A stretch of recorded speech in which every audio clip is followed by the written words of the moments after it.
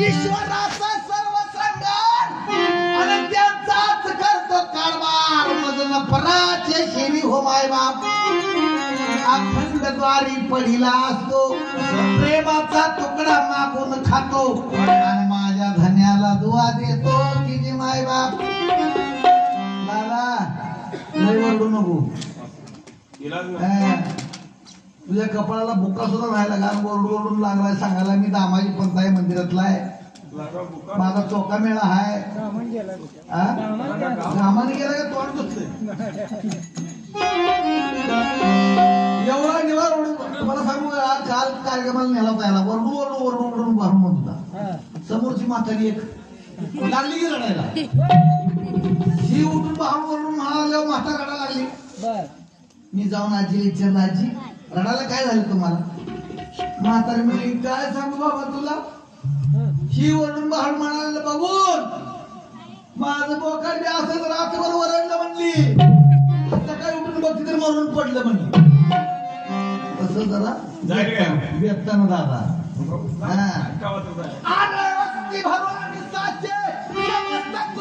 नगरीचे पैसे टाका माझ्या धन्याचे बाकी थकू नका हो माय बाप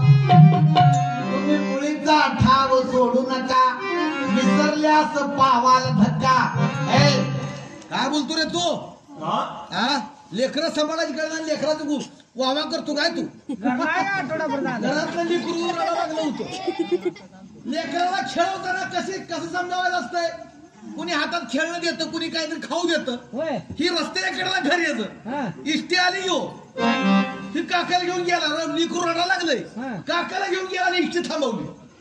ह्या शाण्यानं इथं लेकरू काय बोलकुली ती म्हणतो काय बोलवा कोणाची ती म्हणतो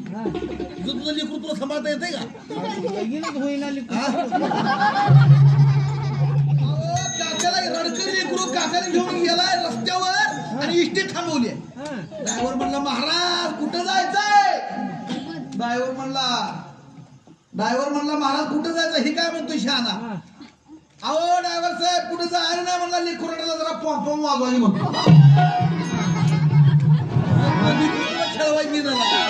इष्टी ड्रायव्हरला सांगतोय पॉम मला लागलं मला शिकवायला तुम्ही मुळीचा ठाव सोडू नका पावाल धक्का अनंत काळीचा चाकर मीच की जी मायबाप